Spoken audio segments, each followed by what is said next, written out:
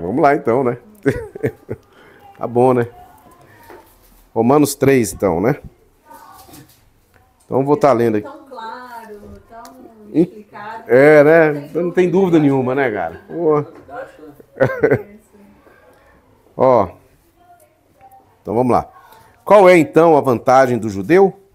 Ou qual a utilidade da circuncisão? Muita, sob todos os aspectos.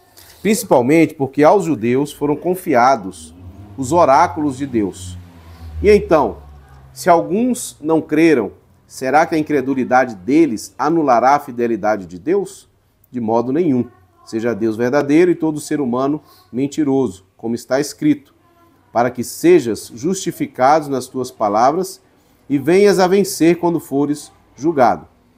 Mas, se a nossa injustiça evidencia a justiça de Deus, que diremos? Seria Deus injusto por aplicar a sua ira? Falo em termos humanos. É claro que não. Do contrário, como Deus julgará o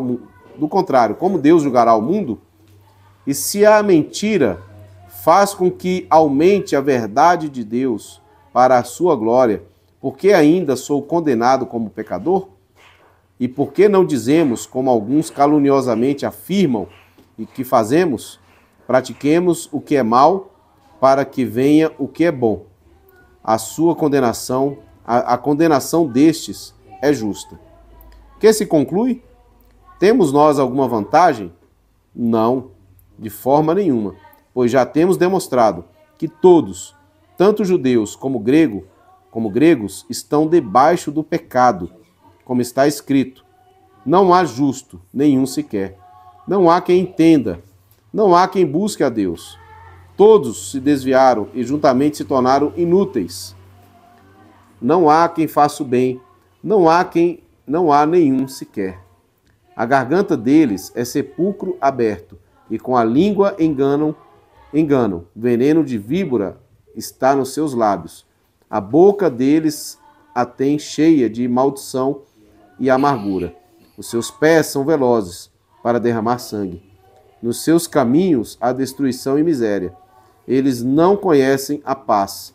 Não há temor de Deus diante de seus olhos. Ora, sabemos que tudo o que a lei diz é dito aos que vivem sob a lei, para que toda a boca se cale e todo mundo seja culpável diante de Deus.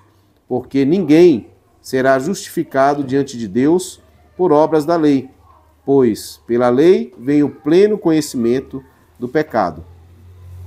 Mas agora, sem lei, a justiça de Deus se manifestou, sendo testemunhada pela lei e pelos profetas. É a justiça de Deus mediante a fé em Jesus Cristo, para todos e sobre todos os que creem.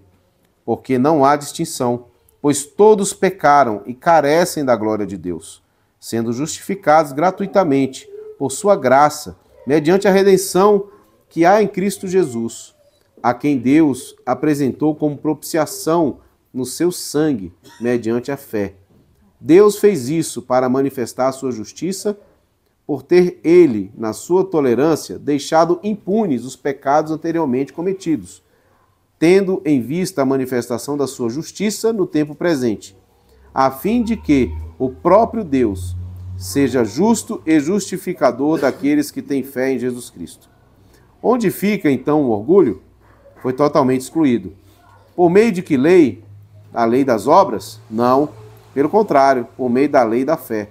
Concluímos, pois, que o ser humano é justificado pela fé, independentemente das obras da lei.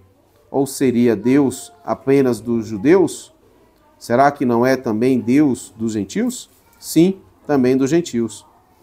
Visto que Deus é um só, o qual justificará o circunciso a partir da fé e o incircunciso por meio da fé.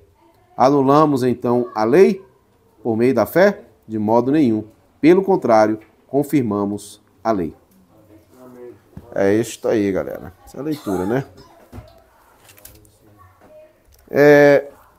A gente tem visto, né, que essa seção aqui de Romanos, principalmente aqui, até esse verso aqui, o verso 20, ele está aqui provando, né, mostrando que tanto os judeus quanto os gentios, não judeus, né, todos são pecadores, todos. Todos são indesculpáveis diante de Deus, todos estão debaixo, sabe, do juízo de Deus, e aí ele vem trazendo e mostrando que os judeus, por terem sido o povo escolhido de Deus, né, como aqueles que tinham as alianças, que tinham o templo, que tinham o sacrifício, que tinha tudo que eles tinham lá, a circuncisão, esse fato não colocava eles em vantagem contra os gentios. Porque nenhum homem, nem judeus, nem gentios, podem ser justificados diante de Deus pelas obras da lei. Ninguém. Né? Então ele está mostrando aqui que todo ser humano foi encerrado debaixo do pecado, todo ser humano estava, por isso, né, era réu de juízo, juízo eterno de Deus. Essa é a tese de Paulo aqui, né? Só que aqui nesse capítulo 3, ele faz um negócio interessante.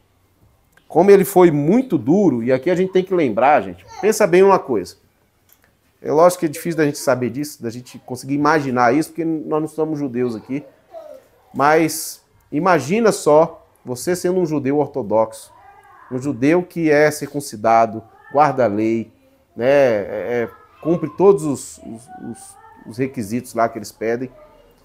Imagina você estar lá na cidade de Roma, participando de uma igreja, você converteu, você é um judeu, porém, você se converteu, e de repente você recebe uma carta como essa aqui. Chega lá para você, dizendo que tudo que você sabe, tudo aquilo que você aprendeu, tudo aquilo que você recebeu, não tem valor nenhum para te salvar, para te livrar da justiça de Deus, do juízo de Deus. Entende? Cara, foi muito duro para esses caras ouvirem isso. Tanto os judeus, que são judeus mesmo de nascimento e circuncidados, como também aqueles que eram convertidos ao judaísmo e que depois converteram ao cristianismo. Tinha esse grupo de pessoas lá também. Então era uma igreja que tinha judeus, tinham gentios convertidos ao judaísmo e tinham gentios que converteram ao cristianismo. 3 grupos de pessoas. Né? De repente, eu acho que para os gentios estava massa. Pô, legal, né, velho? Estou chegando agora, a porta abriu pra gente e tá da hora. É lucro, né? Oi? O que vier é lucro. Mas para um judeu ouvir um negócio desse, cara, foi muito duro para eles. Muito duro. E Paulo sabia exatamente colocar as palavras no lugar certo, cara. Ele era um cara, ele foi muito intencional nisso. Então, até no capítulo 2 aqui, né, aqui no verso 17, né? 3, né? Não, é no 2 mesmo. Voltei aqui, só para a gente entender aqui um contexto. Ele diz assim, olha, mas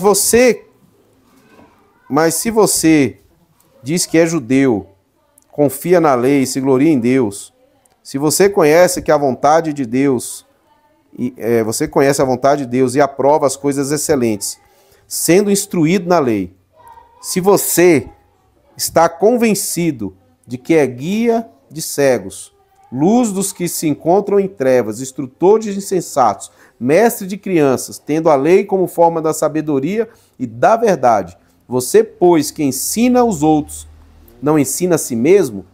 Você que prega que não se deve roubar, rouba. Você que diz que não se deve cometer adultério, adultera. Você que detesta ídolos, rouba os templos. Você que se gloria na lei, desonra Deus pela transgressão da lei? Pois como está escrito, o nome de Deus é blasfemado entre os gentios por causa de vocês. E Paulo é muito duro com os caras.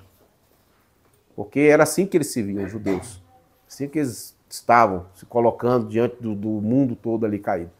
Então somos guias de cego, somos tutores de criança. Entendeu? Por quê? Porque a lei foi dada a eles. Eles eram o povo de Deus. Isso, o orgulho foi lá em cima, né? E Paulo começa a bater nos caras. Porque você é judeu e é circuncidado, você acha que você não vai, entendeu, ser julgado? Porque você rouba os templos, porque você diz que não deve adulterar, mas você está adulterando? Você acha que só porque você é um judeu de nascimento você está livre disso? Não. Então Paulo bate muito firme. Só que no capítulo 3 ele diz o seguinte, ele começa falando assim, qual é então a vantagem do judeu? Ou qual a utilidade da circuncisão? Ele faz duas perguntas.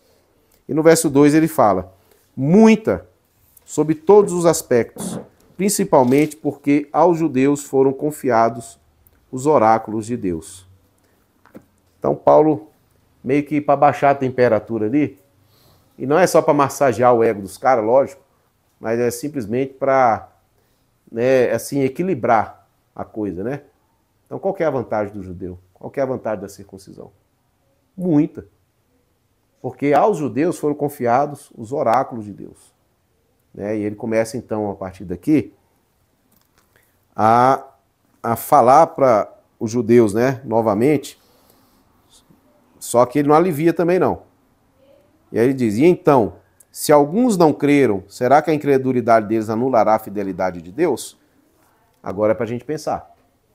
Porque, tá bom, o plano de Deus para o povo judeu acabou? Não. Não acabou. Deus tem promessas para aquela nação, para eles como povo, que Deus vai cumprir. Entendeu?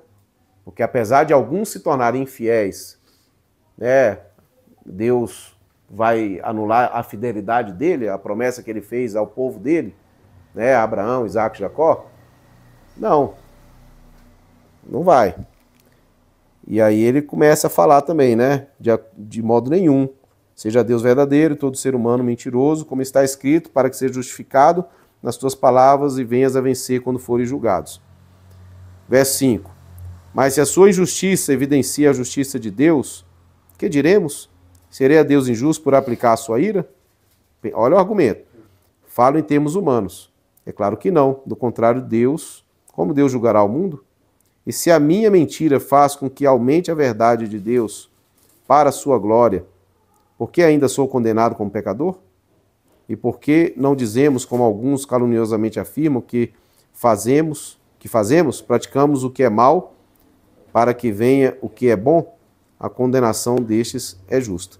Então Paulo começa aqui a trabalhar essa questão que, a gente não cumpriu a lei. E aí, será que o nosso não cumprimento da lei não seria uma questão injusta, porque a lei é tão santa e a gente não consegue cumpri-la, e Deus nos condenar por conta disso, ele não está sendo injusto? É o que os caras estavam falando. Entendeu? É duas coisas aqui que ele fala, Claro que não, do contrário, Deus, como Deus julgará o mundo? Se a minha mentira aumenta a verdade de Deus para a sua glória, por que ainda sou condenado como pecador? Ou seja, eu não consigo cumprir a lei. A minha verdade não é absoluta. Por que ainda sou condenado como pecador, Se eu não consigo chegar nesse nível, a lei é tão pura, tão santa, entendeu? E o que Paulo está querendo dizer aqui para a gente é que, assim, a lei ela veio para realçar o pecado. Porque pecado, até de Adão até, vamos dizer assim, até Moisés, era o que era observado, do pecado, era a morte, a corrupção. Mas quando a lei veio e realçou com o mandamento, não adulterará, não matará, não roubará. A lei, ela começa a colocar em negrito, colocar em evidência e nomear o pecado e complicar a vida do homem ainda mais. Entende? Do pecador, E aqui, então, Paulo, ele está mostrando o quê? Que a lei, ela é boa, mas ela não salva. A lei, ela vai mostrar para mim e para você que nós somos pecadores, e como a gente vem falando sempre, que toda a argumentação de Paulo aqui não é para provar que o homem é moralmente caído. É para mostrar que o homem precisa de Deus. Ele é pecador, ele precisa de Deus. E o problema todo da degradação humana do mundo é pela falta e pela rebelião contra Deus. A falta de comunhão com Deus, a falta da rebelião com Deus. Então, porque o homem caiu com Deus, o homem desobedeceu a Deus, ele degringolou. Por isso que só colocar a galera, né, num centro de recuperação para reabilitar o ser humano e tornar o ser humano um bom trabalhador, um cara que vai falar a verdade, um cara que vai ser honesto, que vai comprar e vai pagar, isso não salva ninguém. Isso é só, vamos dizer assim, é uma maquiagem, que é boa, não há nada de errado nisso, e isso é muito bom, a gente precisa fazer isso.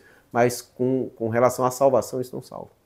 Nós precisamos de Deus e nós precisamos de um Salvador. Que o nosso problema é com Ele lá. Amém. Né? Ok, então vamos lá. Que se conclui? Temos nós alguma vantagem?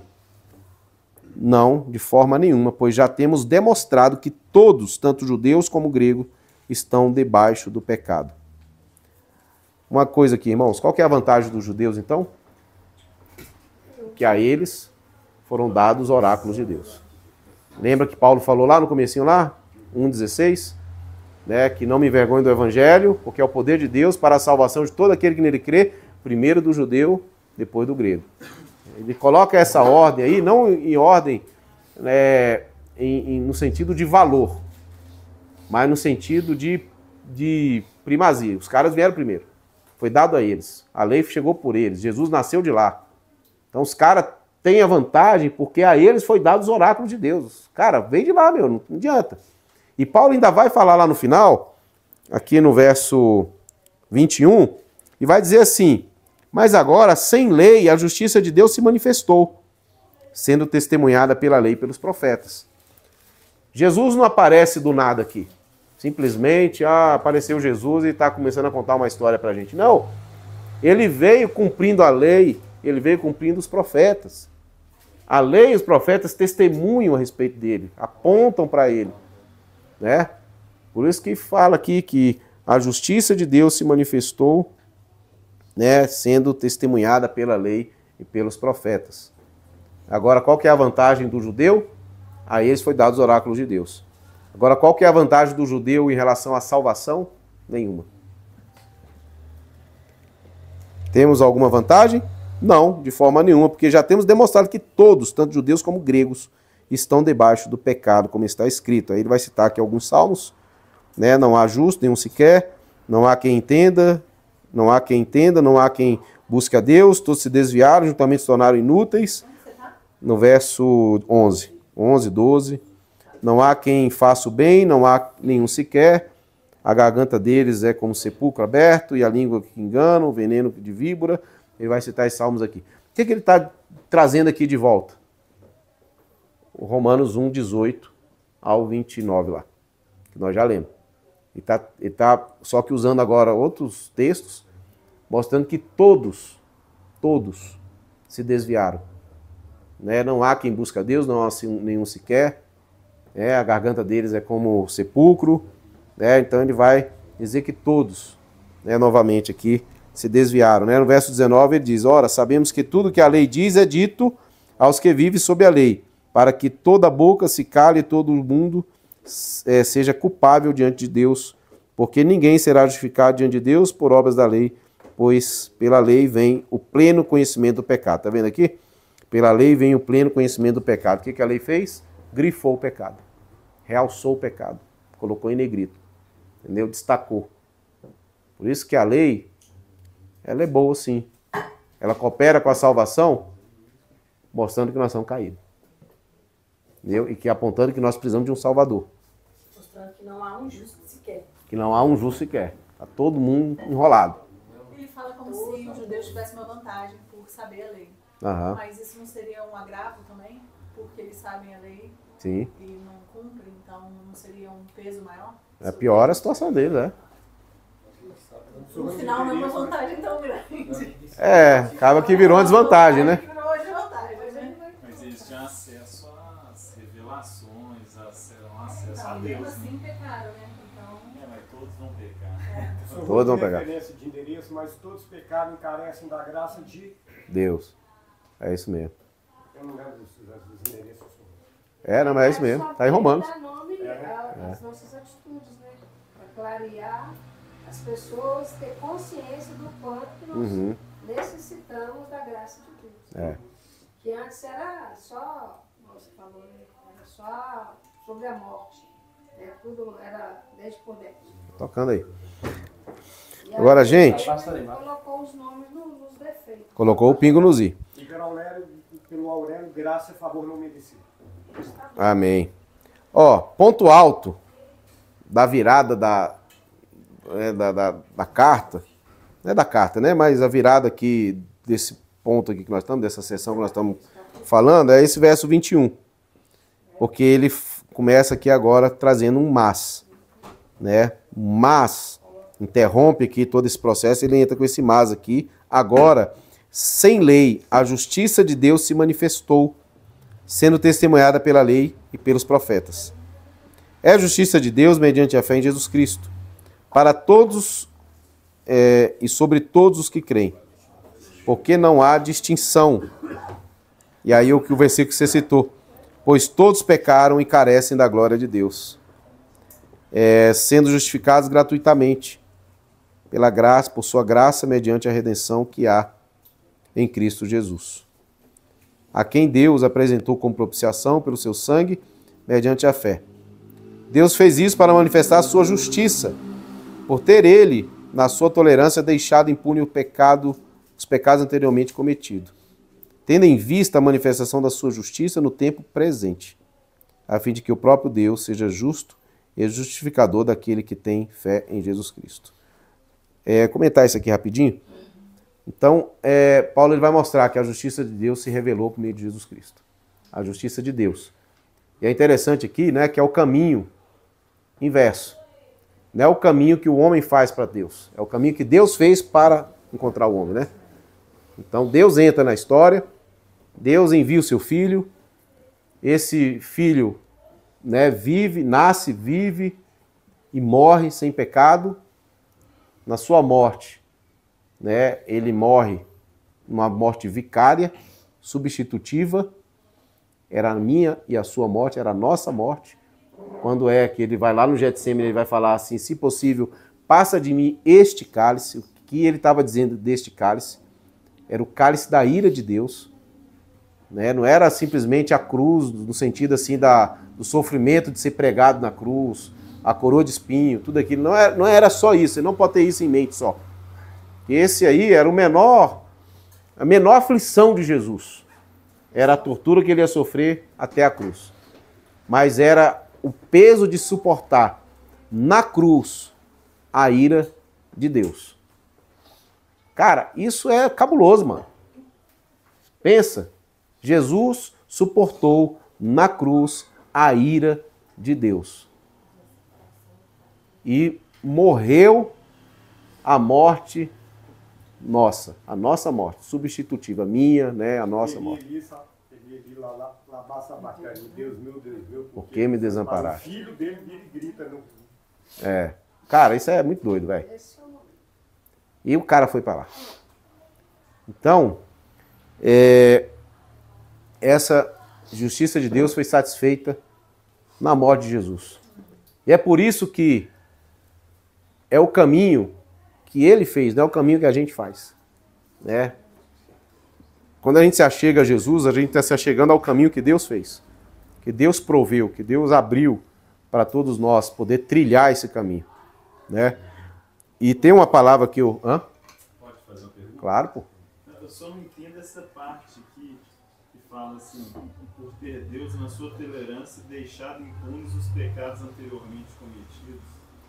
É que todo sacrifício que foi feito de expiação do pecado na antiga aliança não cobriu o pecado do homem. Na verdade, não ele cobriu, mas não purificou. Entende? O sacrifício dos touros, de animais, isso fala lá em Hebreus, né? Deixa eu... Aqui em Hebreus aqui. Acho que é Hebreus 10, se eu não estou enganado.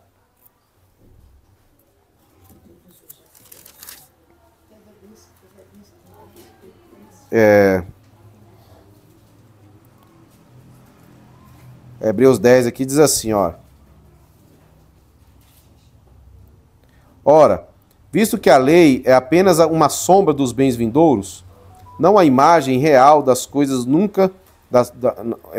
não a imagem real das coisas, nunca consegue aperfeiçoar aqueles que se aproximam de Deus, com os mesmos sacrifícios que ano após ano, continuamente eles oferecem. Se isto fosse possível, será que os sacrifícios não teriam deixado de ser oferecidos? Porque os que prestam culto, tendo sido purificados uma vez por todas, não mais teriam consciência de pecados. Entretanto, nesse sacrifício ocorre recordação de pecados todos os anos, porque é impossível que o sangue de touros e de bodes remova pecados. É isso aqui, essa palavra. Os pecados foram, era meio que assim, era um sangue derramado que aplacava a ira de Deus por um tempo.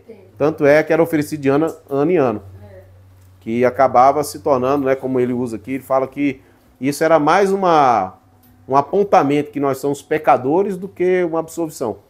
Ele fala, por que você tem que fazer isso todo ano? Porque vocês são um pecador, né? Agora o sacrifício de Jesus foi uma vez por todas. Foi único. Estava com Jesus, né, na medida que eles praticavam os rituais. Eles estavam começando a ter o entendimento que viria um Messias, que seria o fechamento de todos os sacrifícios. Me vê só um texto aqui, misericórdia, que é não holocausto. Só não sei porquê, mas... Amém. Hebreus, se continuar a leitura aqui, ele vai falar isso aí, né? Sacrifício e oferta não quisesse, um corpo preparaste. Mas, ó, um versículo que eu queria muito falar aqui, realçar aqui com a gente, é esse aqui, ó. O verso 26, que ele diz assim: tendo em vista a manifestação da sua justiça no tempo presente, que é aquele tempo, né, da vinda de Cristo, a fim de que o próprio Deus seja justo e justificador daquele que tem fé em Jesus. Isso que Paulo está falando aqui, que o próprio Deus, ele é justo e o próprio Deus é justificador. Isso aqui é um negócio muito interessante, tá? Porque o pecado, ele não poderia ser simplesmente, assim, o nosso pecado não some. Ele não está apagado. É tipo assim, se eu tô devendo o Alex aqui uma grana. Bom que você lembrou, né?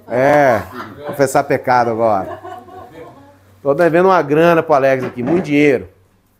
E o Alex um dia vira pra mim e fala assim: ó, Lucão, você não precisa pagar isso mais não. Cara, gente boa. Fica de boa, né? Você não vai pagar, você não precisa me pagar mais aquele dinheiro que você me deve. Essa dívida, de algum lugar, esse dinheiro vai sair. Saiu do bolso dele. Entendeu? Ele me perdoou. Alguém, né? Ele absorveu a dívida, a conta. Não sumiu. Né? Ele está, né? Vamos dizer assim, um exemplo. Ele está 100 mil menos rico do que ele já é, entendeu? Vamos dizer assim, eu devo para ele 100 mil conto.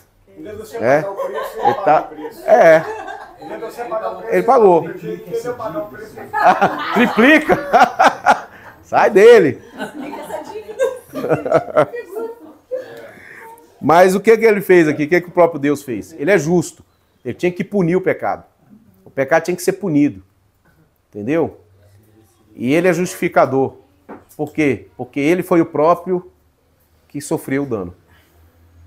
Então o próprio Deus, ele derramou a sua ira nele mesmo. Ele criou a lei e ele mesmo cumpriu a lei. Ele mesmo cumpriu. Cara, isso é demais, velho. Isso é impressionante. Não é? É de chapar, mano. Isso é constrangedor. Constrangedor. E, velho, quando a gente pensa nisso tudo aqui, e a gente sempre tá batendo nesse ponto aqui, galera. Sempre tá batendo nisso. Sabe? Sempre tá falando sobre o amor de Jesus, a graça de Jesus, né? Sobre a gente se achegar a Cristo, o relacionamento com Deus. A gente sempre tá batendo nessa tecla. Você não é um cristão porque você faz coisa certa, coisa boa. Você é um cristão porque você recebeu Jesus, você foi justificado, você foi imputado uma justiça sobre você que você não tinha, nenhum de nós tínhamos a menor condição, mas Ele fez isso em nós. Amém. Ele fez isso em nós. Agora, essa justiça imputada em nós, ela não é uma justiça assim, que não tem uma força, sabe? Ela é uma justiça que tem uma força de nos impulsionar. Nos impulsionar para onde? Sabe? Para fazer o que é certo. A obra da lei, a prática da lei, a gente pratica a lei agora, não para ser salvo, mas porque fomos salvos. E aí, essa lei está escrita no nosso coração, com a tinta do Espírito Santo, e marcada dentro de nós. E a gente agora é incitado, é inspirado, é o flow, né? A gente está nesse flow do Senhor aí, nos levando, sabe, a produzir bons frutos. Você pode produzir bons frutos. Sabe? E você vai produzir bons frutos. Por quê? Porque você vai. Porque esse é o princípio da vida que está dentro da gente. Essa vida é poderosa. Essa vida é gloriosa. Eu sei que a porta do inferno é larga e a porta do céu é estreita, mas posso falar uma coisa, irmão? Vai entrar muita gente no céu. Entendeu? Vai entrar muita gente que a gente nem imagina. Porque, cara, a semente da vida é poderosa. O pecado é uma desgraça mesmo. Mas a vida de Deus é maravilhosa, sabe? E a gente vai romper, porque Deus está compromissado com isso. Eu amo a visão do Apocalipse lá, quando ele vai falar, cara, gente de toda tribo, povo e nação, uma multidão que você não consegue contar. Gente, assim, muita gente vai estar lá, compondo ali o povo de Deus, o povo santo de Deus, muita gente. Esse evangelho é poderoso. E ele fecha aqui falando o seguinte: onde fica então o orgulho? Foi totalmente excluído. Por meio de que lei? A lei das obras. É a lei das obras? Não, pelo contrário, por meio da lei da fé. Concluímos, pois, que o ser humano é justificado pela fé, independente das obras da lei. Ou seria Deus apenas dos judeus? Será que não é também dos gentios? Sim, também dos gentios, visto que Deus é um só, o qual justificará circunciso a partir da fé e o incircunciso por meio da fé. Anulamos então a lei por meio da fé? De modo nenhum, pelo contrário, confirmamos a lei. Cara, eu gosto dessa conclusão de Paulo, quando ele vai falar assim: onde está o orgulho? Onde está a jactância? Onde está... Qual é o motivo que nós temos de se orgulhar hoje de sermos salvos? Nenhum. Nós não somos melhor em nada do que aquele cara que está caído lá na rua. Sabe? Nós não somos melhor em nada do que o cara que está no tráfico, a prostituta, sabe? Não gosto nem de ficar falando desses nomes, mas, enfim, só para definir aqui. Cara, nós não somos melhor em nada do que ninguém. O favor de Deus nos alcançou. Amém. Por pura misericórdia, por pura graça. Onde está o orgulho? Não tem. A gente não pode bater no peito e falar assim: eu mereço. Eu posso. Sou melhor do que você. Sou melhor do que você. Não podemos. Onde está o orgulho? Foi de tudo excluído. Por qual lei? Pela lei das obras da lei? Não, pela lei da fé. Ele fez o caminho e esse caminho chegou até nós. E agora sim, velho. Agora, né, a gente precisa andar, né, nessa verdade. Precisamos andar na luz. Foi aberto um caminho para a gente trilhar. Ah, Lucão, mas eu estou ainda dando um tapa aí numas coisas erradas aí, estou fazendo umas besteiras, estou não sei o quê. Amigão, deixa eu te falar uma coisa. Se você não consegue correr, ande. Se você não consegue andar, se arrasta, mas não para. Sabe? Continua, velho. Ah, trupiquei, capotei. Levanta e anda, irmão. Sabe? Não fica aí com essa síndrome do coitado, com esse negócio. Não. Coitado é filho de rato, irmão. Já nasce pelado. Vai pra cima. Como é que é? Urubu também. Então, segue, caminha, levanta. Aleluia. Sabe? Seja encorajado pela palavra do Senhor, seja encorajado pelo que Deus está fazendo, seja encorajado. E isso, nada disso é desculpa para a gente se manter no pecado, se manter, sabe? Não. Nós temos tudo que a gente precisa para avançar. tudo. E o que o Senhor tem para nós é uma nova vida. A proposta é essa, sabe?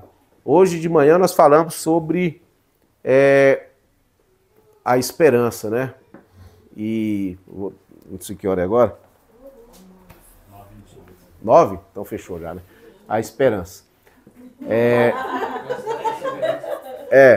Só pra gente fechar aqui, ó. As virtudes do reino de Deus, elas crescem no solo da esperança. Entendeu? Fé, amor, cresce no solo da esperança. A esperança é você antecipar o futuro. Sabe? Esperança é você fazer com que o nosso futuro seja, nosso presente seja afetado pelo nosso futuro. Entendeu? Então, galera, a ressurreição de Jesus fez isso. Quando ele ressuscita, sabe? Ele ressuscita naquele corpo glorificado dele, ele antecipa o futuro. Ele está ali, naquele instante, ele está, sabe, apontando o nosso futuro. Se tirar a esperança de você, tiraram tudo de você. Eu quero trazer à memória aquilo que me traz esperança. Trazer à memória aquilo que me dá esperança. Então, assim, olhe para frente. Hoje você não está lá, essa Coca-Cola toda. Mas pode falar com a irmã, olhe, continue olhando para a esperança da glória que é Jesus. Amém. Porque você vai chegar lá. Amém. Não é entendeu? Sobre nós, né? É sobre Ele. Sobre Ele. E a gente tem que ter um coração grato sobre o que a gente carrega, porque a gente não merece nada disso mesmo. Nós nunca vamos ser dignos, não adianta. Verdade. Se ficar esperando uma resposta nossa, ou uma, sei lá, alguma coisa assim, que depende de nós, a gente está frito, porque o nosso coração só vai ao contrário, a gente não quer saber do Senhor, não. Verdade. A gente só quer saber o contrário. Então, assim, é só deixar, a gente ter gratidão pelo que a gente carrega. E deixar mesmo, igual você falou. Deixar fluir. Deixar o Senhor nos confrontar, deixar o Senhor nos moer, deixar o Senhor nos mostrar quem somos. Porque só assim, arrepender, chorando, tropeçando, e a gente vai. E assim a gente vai na nossa caminhada. Porque se não for assim... Assim não vai, não. Quer falar? Essa questão do judeu nem grego, né? Não há judeu nem grego. Fiquei famoso, tô no microfone. Alô, gente, boa noite. Aí, essa questão de judeu, grego, que Paulo tanto fala em várias cartas, de várias formas, eu não sei se vocês lembram, mas lá em São Tomé também eu li um texto desse, mas eu parafraseei e falei, não há judeu, nem grego, nem escravo, nem livre, nem mulher, nem homem, nem barão, nem maluco. Né? O Senhor, ele colocou todo mundo num lugar só, ele morreu por todo mundo, o sangue dele é eficaz para qualquer um, esses que o Lucas falou que está naquela situação que não quer nem falar o nome, quanto aqueles que acham que estão numa situação excelente. E no projeto de Deus, que ele fez do início ao fim, de Gênesis e Apocalipse, ele tem uma linha simples e clara. Ele fez o projeto, veio o primeiro não era carnal, não deu certo, ele fez o segundo, que era espiritual.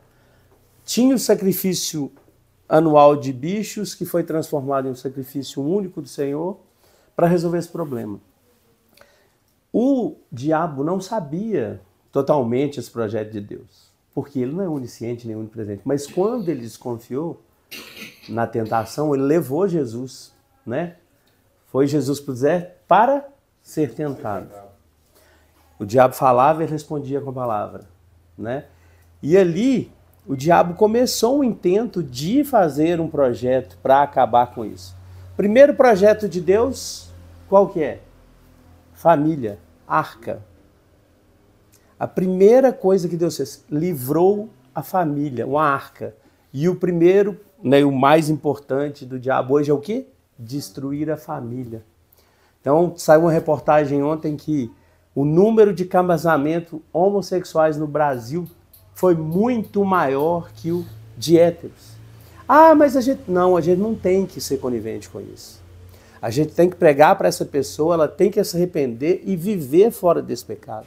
Ela pode ser, a gente tem uma irmã que foi a vida inteira, ela faz uma força louca para não ter, para vestir como mulher, para andar como mulher, mas não praticar mais.